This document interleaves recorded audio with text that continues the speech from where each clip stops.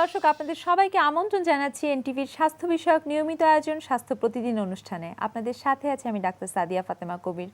দর্শক, আমরা যে বিষয়টি নিয়ে আলোচনা করব সেটি হচ্ছে শিশুদের রোগ ব্যাধি ও তার প্রতিকার।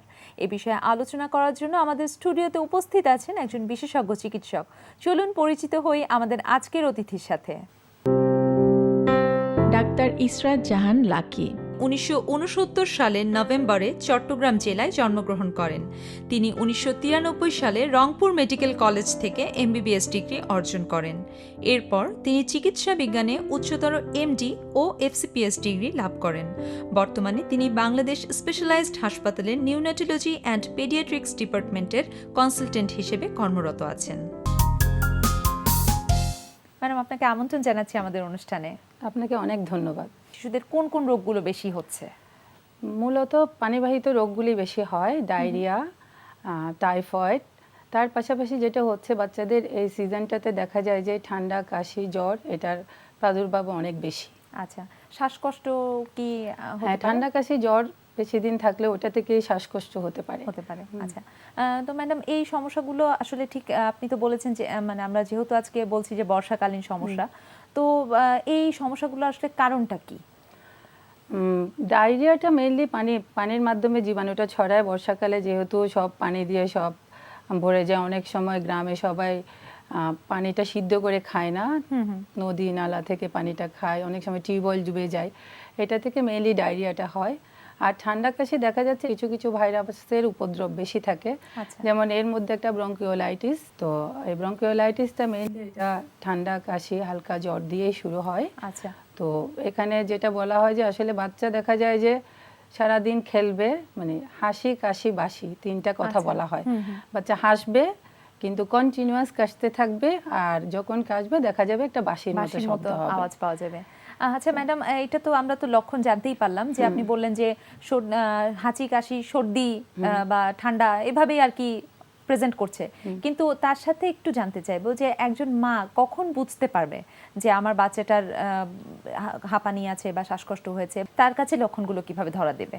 মা তো কাশি তো মা বুঝতেই পারবে। একটা বাচ্চা যদি দেখা যায় যে রাতে ঘুমাচ্ছে না, কাশছে কন্টিনিউয়াস, ঘুমাতে পারছে না, বাচ্চার যদি দেখা যাচ্ছে জ্বর আসছে, বাচ্চা যদি খাওয়া দাওয়া করছে না, হ্যাঁ, বা বাচ্চা যদি দেখা যায় যে শ্বাস প্রশ্বাসের সাথে কোনো শব্দ হচ্ছে, তখন ডাক্তারের কাছে নিয়ে আসতে হবে। আচ্ছা, আর যদি এগুলি কিছু না থাকে, যদি দেখা যায় যে নাক দিয়ে পানি পড়ছে, হালকা জ্বর, তখন এটা বাসায় মা চাইলে এটাকে চিকিৎসা করতে পারে। আচ্ছা ম্যাডাম, সেক্ষেত্রে যখন এই সমস্যাগুলো নিয়ে আসছে আপনাদের কাছে, সেক্ষেত্রে আপনারা কিভাবে রোগটাকে নির্ণয় করছেন? আমরা নির্ণয় করছি যে বাচ্চা আসলে বেশিরভাগ ক্ষেত্রে আমাদের দেশে এখনো যে ঠান্ডা কাশি জ্বর হইলেই বলে নিউমোনিয়া, এটা আসলে অনেক ভয় পায়।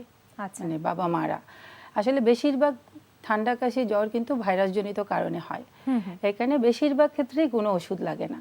আচ্ছা, তো আমাদের কাছে যখন আসে মারা, আমরা জিনিসটা বুঝিয়ে দিই যে সবচেয়ে 2 বছরের নিচে যেই ঠান্ডা কাশি জ্বর হয় এটাকে আমরা ব্রঙ্কিওলাইটিস বলি বেশিরভাগ ক্ষেত্রেই।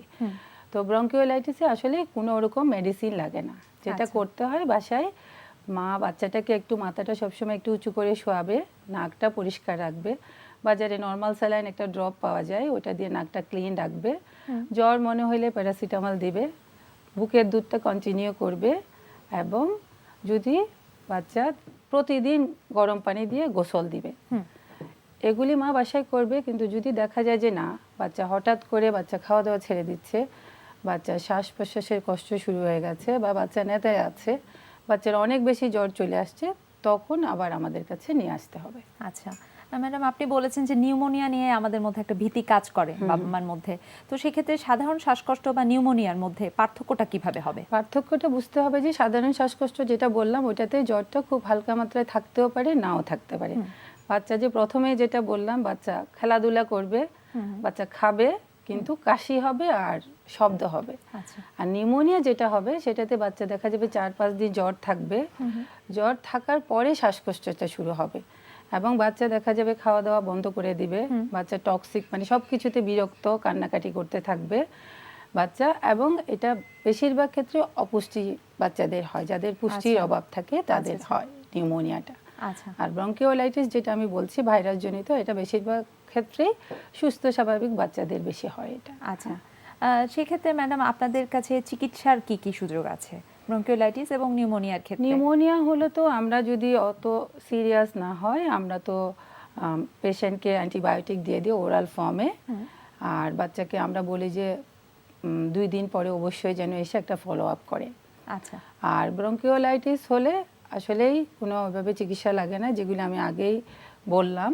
তো মাকে শুধু ডেঞ্জার সাইনগুলি আমরা বলে দিই কখন আচ্ছা। আমাদের কাছে নিয়ে নিয়ে আসতে আসতে হবে। হবে। সেক্ষেত্রে ম্যাডাম আপনি সেক্ষেত্রে কি বাচ্চাদের সাথে সাথেই হাসপাতালে নেওয়ার কি প্রয়োজন আছে কিনা? হ্যাঁ, সিভিয়ার যদি থাকে, বাচ্চা যদি কোনো কারণে নীল হয়ে যায়, বাচ্চার বুক যদি অনেক দেবে যায়, বাচ্চা খাওয়া ছেড়ে দেয়, ব্রঙ্কিওলাইটিস সিভিয়ার ফর্মে শুধু হসপিটাল অ্যাডমিশন লাগে অক্সিজেন দেওয়ার জন্য, সেটাও আচ্ছা। শুধুমাত্র অক্সিজেনের জন্য। আচ্ছা কারণ অক্সিজেন ডিফিসিয়েন্সি ম্যাডাম সেক্ষেত্রে যেসব বাচ্চাদের অনেক বাচ্চাদের দেখা যায় যে জন্মগত শ্বাসকষ্ট আছে বা হাঁপানি আছে, বা সেক্ষেত্রে বাসায় কিভাবে পরিচর্যা না, করতে পারে? আসলে জন্মগত তো শ্বাসকষ্ট, এটাও আসলে আমাদের একটা অনেকের ভুল ধারণা। জন্মগতভাবে কোনো শ্বাসকষ্ট থাকে না। আচ্ছা। হ্যাঁ, যে ফ্যামিলিতে হাঁপানি রোগ থাকে, যাদের আদার অ্যালার্জিক প্রবলেম থাকে, ওদের বাচ্চাদের শ্বাসকষ্টজনিত রোগ হতে পারে।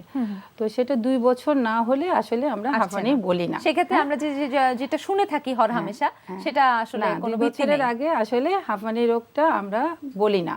আচ্ছা যদি 2 বছরের পরে একটা বাচ্চার বছরে 3 বার এরকম শ্বাসকষ্ট হয়, বারে বারে কাশি হইতে থাকে, অথবা কাশি হয়েছে 3 সপ্তাহ হয়ে যাচ্ছে, ভালো হচ্ছে না, রাতের বেলা বাচ্চা ঘুমাতে পারছে না, কন্টিনিউয়াস কাশি হচ্ছে, তখন আমরা এটাকে হাঁপানি রোগ হিসেবে চিহ্নিত করি। আচ্ছা সেক্ষেত্রে ম্যাডাম চিকিৎসার সেক্ষেত্রে অনেক সময় আমরা বাচ্চাদের পেশেন্ট মানে বাবা মাকে বলে দিই যে একটা ইনহেলার যদি, কারণ হাঁপানি কিন্তু খুব হঠাৎ করে অনেক সিরিয়াস হয়ে যায়, দেখা গেলো আজকে নাক দিয়ে পানি পড়ছে, হঠাৎ করে শ্বাসকষ্ট শুরু হয়ে গেল।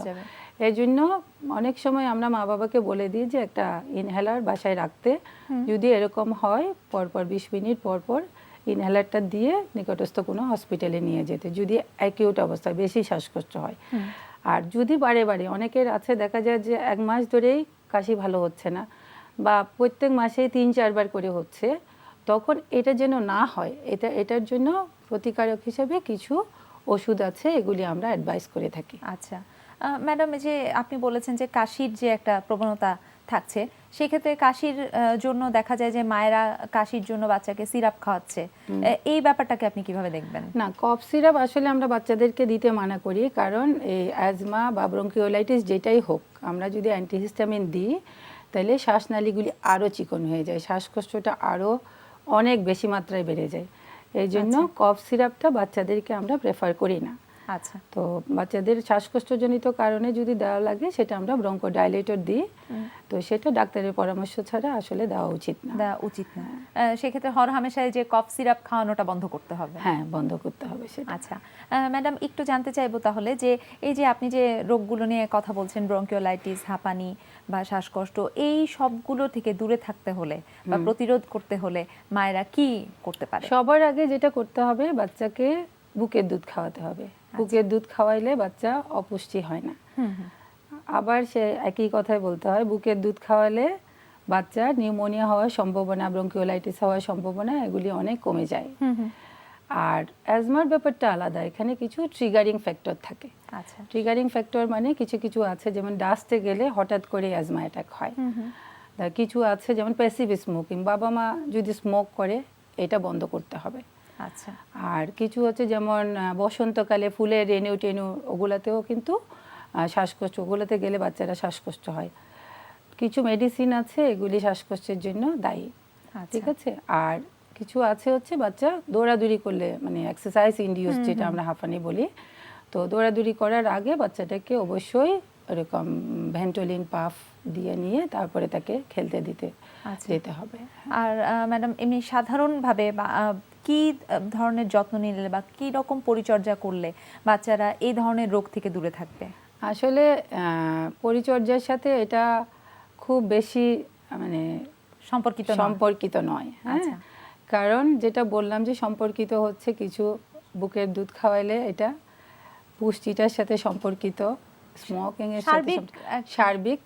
কিন্তু বাচ্চাকে যেটা করতে হবে, গোসল করাতে হবে প্রতিদিন, ক্লিন রাখতে হবে, আর কোনো বাচ্চা যদি ঠান্ডা কাশি হয় ওদের কাছ থেকে একটু দূরে রাখতে হবে। আর ঢাকা শহরে আসলে এত এয়ার এত পলিউটেড, দূষণ অনেক বেশি। হ্যাঁ, তারপরে দেখা যাচ্ছে ফ্যামিলিতে অ্যাজমা না থাকলেও এখন 40 to 50% বাচ্চাদের এই শ্বাসকষ্টজনিত রোগ হচ্ছে। এটা আসলে গভর্নমেন্টকে সার্বিক সচেতনতার প্রয়োজন আসলে। হ্যাঁ, সার্বিক উদ্যোগ নিতে হবে। ম্যাডাম, আপনাকে অসংখ্য ধন্যবাদ আমাদেরকে অনেকগুলো গুরুত্বপূর্ণ তথ্য জানানোর জন্য। আপনাকে অনেক ধন্যবাদ, এনটিভিকেও ধন্যবাদ। এবারে থাকছে আপনাদের জন্য আমাদের নিয়মিত আয়োজন সুস্থ দেহ সুস্থ মন। আজকে আমরা দেখাবো নেক মাসলের একটা মুভমেন্ট। বডি বিল্ডিং এর যে মেইন যে সমস্যাটা হয়, দেখা যায় যে বডি বিল্ডারদের পেক মাসল, শোল্ডার মাসল সব মাসল ডেভেলপ হয়ে গেছে, কিন্তু নেকটা ডেভেলপমেন্ট হয়নি। এই জন্য ওয়ার্ল্ড ওয়াইড বডি বিল্ডারদের নিয়ে অনেকে আবার হাসাহাসি করে বলে, ওদেরকে বলা হয় হচ্ছে পেন্সিল নেক। পেন্সিল নেক রিজনটা হচ্ছে এই যে ওরা সব মাসলগুলো এত বেশি ডেভেলপ হয়ে যায়, কিন্তু ব্লাড সার্কুলেশন হওয়ার জন্য ওই মাসল থেকে ব্লাডগুলো যখন সরে যায় তখন নেকটা আরটু চিকন হয়ে যায়। এমনিতে বডিটা বেড়ে যায়, নেকটা যেহেতু বাড়ে না, কিন্তু আরটু যদি চিকন হয়ে যায়, এই জন্য নেকটা অন্যান্য ইয়ের তুলনায়, বডিদের তুলনায় বেশি চিকন থেকে যায়। এবং এটা দেখতে যেমন খারাপ, পরবর্তীতে একটা সময় গিয়ে আফটার 40 এজ অথবা 50 পরে যে জিনিস সমস্যা হয়, স্পন্ডিলাইটিস করা হয় মানে দেখা দেয়। বিশেষ করে দেখা যায় এই পোর্শন ব্যথাটা শুরু হয়। রিজন হচ্ছে এই তাদের নেকটা খুব উইক থাকে, ওই মাসলটা মানে ডেভেলপমেন্ট হয় না, বরং আমরা কিছু কিছু ক্ষেত্রে বলবো যে আন্ডার ডেভেলপ হয়ে থাকে। তো এই জন্য আমরা বলবো যারা এক্সারসাইজ প্রোগ্রামে থাকেন তারা অবশ্যই নেকের কিছু এক্সারসাইজ সপ্তাহে একদিন হলেও করবেন। কিন্তু যারা দেখবেন বিভিন্ন কমব্যাট স্পোর্টসের সাথে যারা ইনভলভ, হয়তো বক্সিং অথবা মার্শাল আর্টসের সাথে যারা জড়িত, তারা সবাই নেকের এক্সারসাইজটা করে বিধায় তাদের নেকটা কিন্তু খুব থাকে, ডেভেলপ থাকে। এবং একটা জিনিস দেখবেন, যদি রেসলারদের দিকে আপনি তাকান, ওদের বডির কিন্তু মেন সৌন্দর্যটা থাকে হচ্ছে ওদের নেক মাসলে। কিন্তু আমরা কিন্তু এটা বুঝি না, যারা একদম লেমেন তারা বুঝে না, তারা মনে করে যে তাদের অন্যান্য মাসলগুলো খুব বেশি ডেভেলপ, এই জন্য দেখতে কিন্তু ভালো দেখাচ্ছে। আসলে ব্যাপারটা তা না। ব্যাপারটা হচ্ছে আপনি যদি খেয়াল করে দেখেন, প্রত্যেকটা রেসলারের নেক মাসল হচ্ছে ওভার ডেভেলপ, যে কারণে দেখতে ওদের ভালো দেখাচ্ছে। এই জন্য আপনিও যদি এই প্রোগ্রামটা এখন যদি আপনার প্রোগ্রামে যদি ইনভলভ করেন, তাহলে আপনার নেকটা কিন্তু ধীরে ধীরে ডেভেলপমেন্টের দিকে যাবে। এখন দেখুন কীভাবে এক্সারসাইজটা আমরা করব। ওকে, যেটা আপনি করবেন যে একটা কেবল মেশিনে চলে যাবেন এবং যে কোনো একটা বেল্ট অথবা হুকিং একটা যে কোনো একটা নিয়ে নেবেন, অ্যাপাটাস নেবেন, নিয়ে এইটা মাথায় আপনার লক করবেন। ওকে, এখন খেয়াল করবেন যে আপনি মাথাটা নিচের দিকে আপনি করবেন, লুক দিবেন, ইয়েস, এবং উপর দিকে লুক দেবেন। পুরো জিনিসটা আপনি পুরো ওয়েটটাকে কিন্তু আপনি কন্ট্রোল করবেন শুধু আপনার নেক মাসল দিয়ে। ওকে, যাচ্ছে, এগোচ্ছে। কখনোই ট্রাই করবেন না যে এখানে যে আপনার যে স্পাইনের যে উপরের যে পোর্শনটা আছে, এই পোর্শনটা দিয়ে অনেকে প্রেশার দেয়, আপনি এটা কখনো করবেন না। লোয়ার ব্যাক দিয়ে করবেন না, করলে পরে যে জিনিসটা হবে আপনার এখানে ইনজুরি হবে। রিজনটা হচ্ছে আপনার নেক মাসলের কিন্তু বোন স্ট্রাকচার অথবা মাসল স্ট্রাকচার কিন্তু আপনার অন্যান্য মাসলের মতো এই পরিমাণ স্ট্রং না। যদি আপনি ওইটা দিয়ে টানতে নেন, তখন এই জায়গাটা সামনের দিকে ঝুঁকে যাবে, এখানে একটা বিশাল স্ট্রেন পড়বে যে জিনিসটা পাবে, এটার ভিতরে যে লিকুইডটা থাকে, লিকুইডটা যদি বের হয়ে যায়, এটা খুবই পেইনফুল। ওকে, গো। ওকে, ইয়েস। আর একটা জিনিস বলে রাখছি, যেহেতু নেক মাসলটা খুবই ছোট, প্রথম দিকে এটাতে হেভি ওয়েট নেবেন না, বরং একদিকে যদি ভালো হয় যে কখনোই আপনি এটাতে হেভি ওয়েট নিয়েন না। আপনার ওয়েটটা সবসময় রাখবেন লো এবং রিপিটেশনটা সবসময় রাখবেন হাই। এতে যে জিনিসটা হবে, আপনার নেক মাসলটা টোন আপ হবে। একটা সময় দেখবেন যে নেক মাসলটা টোন আপ হয়ে যাওয়ার পরে আপনার কানের সাথে নেকের একটা সামঞ্জস্য চলে আসবে। এরপরে যদি আপনি দেখেন যে কানের সাথে নেকের সামঞ্জস্য চলে আসছে, তখন আপনি বুঝবেন যে আপনার এখন হেভি ওয়েট নেওয়ার সময় হয়ে গেছে। কিন্তু যদি সামঞ্জস্য না আসে, তাহলে আপনি কখনোই নেবেন না। যখন আসবে তখন আপনি নেন, হেভি ওয়েট নেন, আপনার চেস্টে যেরকম নেন, আপনার লেগসে যে পরিমাণ, সেই পরিমাণ আপনি নিতে পারবেন। কিন্তু জিনিসটা আপনার আগে একটু ভিজিবিলিটি এটা হচ্ছে কিনা, চেঞ্জটা হচ্ছে কিনা একটু দেখতে হবে। যখনই ভিজিবল চেঞ্জটা হবে, তখনই আপনি ওভারলোডিংয়ে যাবেন, এর আগে না। প্রিয় দর্শক, দুর্ঘটনাবশত আগুনে পুড়ে গেলে চিকিৎসকের শরণাপন্ন হবার পূর্বে কি করবেন সে বিষয়ে চলুন জেনে নিই একজন চিকিৎসকের কাছ থেকে। হঠাৎ করে যে কোনো মুহূর্তেই আমাদের শরীরে যে কোনো জায়গা পুড়ে যেতে পারে। পুড়ে যেতে গেলে প্রথমেই আক্রান্ত ব্যক্তিকে অ্যাসুরেন্স দিতে হবে এবং বলতে হবে আপনি ভয় পাবেন না। তারপর তাকে আগুনের যে জায়গাতে আগুন লেগেছে তার থেকে সরিয়ে নিতে হবে এবং তাকে কোনো কম্বল বা ভারী কোনো কাপড় দিয়ে জড়িয়ে ধরতে হবে। এরপর যে জায়গাটা পুড়ে গেছে সেখানে হচ্ছে আমাদেরকে প্রচুর পরিমাণে পানি ঢালতে হবে। এতে হচ্ছে পোড়া অংশটার ক্ষতটাও কমবে কিছুটা এবং সে আরাম পাবে। এবং আমরা যেটা দৈনন্দিন জীবনে করে থাকি অনেকেই, পেস্ট, তারপর হচ্ছে নারিকেল তেল, এসব আমরা দিয়ে থাকি, এগুলো কোনোভাবেই দেওয়া যাবে না এবং তাকে যত দ্রুত সম্ভব আমাদেরকে হাসপাতালে নিয়ে যেতে হবে। প্রিয় দর্শক, এবারে থাকছে আপনাদের জন্য আমাদের আজকের হেলথ টিপস। যাদের হাঁচি, কাশির এবং অ্যালার্জি সমস্যা রয়েছে তারা রাস্তাঘাটে চলার সময় নাকে মুখে মাস্ক ব্যবহার করবেন, কারণ ধুলাবালি, পশু পাখির লোম, যানবাহনের কালো ধোঁয়া ইত্যাদি নাকের মাধ্যমে শ্বাসনালীতে ঢুকলে হাঁচি কাশির সমস্যা বেড়ে যায়। প্রিয় দর্শক, আমাদের অনুষ্ঠান সম্পর্কে আপনাদের যদি কিছু জানার থাকে অথবা আমাদের অনুষ্ঠান সম্পর্কে আপনার যে কোনো মতামত বা পরামর্শ লিখে পাঠাতে পারেন এই ঠিকানায়। প্রযোজক স্বাস্থ্য প্রতিদিন, এনটিভি, বিএসসি ভবন, 7তলা, 102 কাজী নজরুল ইসলাম এভিনিউ, কারওয়ান বাজার, ঢাকা 1215। ফ্যাক্স 914338 থেকে 7 পর্যন্ত, অথবা ইমেইল করুন স্বাস্থ্যপ্রতিদিন@ntvbd.com এই ঠিকানায়। প্রিয় দর্শক, স্বাস্থ্য প্রতিদিনের আগামী পর্বে আপনাদের জন্য যা থাকছে: একজন ফুসফুসে ক্যান্সারে যে আক্রান্ত হচ্ছে, এটা কিন্তু প্রথম একদিনেই শুরু হয় না। রোগটির উৎপত্তি অনেক বছর ধরে এবং দৃশ্যমান হয় একটা পর্যায়ে, এবং আমরা বলি যে এটাকে প্রতিরোধযোগ্য একটি রোগ। একটি মানুষ যদি ধূমপান না করে, সুন্দর পরিবেশে বসবাস করে এবং তার ওয়ার্কিং প্লেসটা যদি সুন্দর হয়, বিশেষ করে সে যদি অধূমপায়ী হয়, তার ফুসফুসে ক্যান্সার হওয়ার আশঙ্কা অনেক অনেক অনেক কমে যায়। এবং সে যদি অনেক বছর ধরে, অনেক দিন ধরে, সংখ্যায় অনেক বেশি ধূমপান করতে থাকে, তার ফুসফুসে ক্যান্সারের আশঙ্কা অনেক অনেক অনেক বেড়ে যায়। সুতরাং ধূমপান এবং ফুসফুসের ক্যান্সার ওতপ্রোতভাবে জড়িত।